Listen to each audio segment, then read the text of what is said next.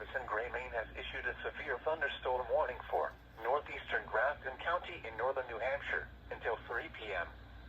At 2:14 p.m., a severe thunderstorm was located near Haverhill, or 16 miles southwest of Littleton, moving east at 40 miles per hour.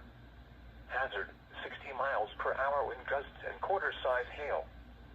Source, radar indicated.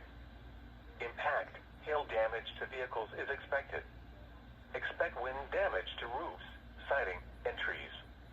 Locations impacted include Bethlehem, Lincoln, Haverhill, Franconia, Woodstock, Lisbon, Bath, Benton, Easton, Livermore, Lambeth, Sugar Hill, Hart's location, Waterville Valley, Lyman, Monroe, and Thornton.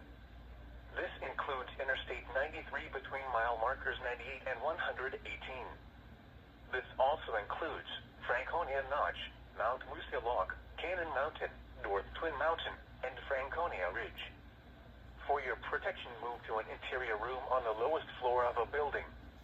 Repeating, a severe thunderstorm warning has been issued until 3 p.m. for the following county: Grafton, New Hampshire.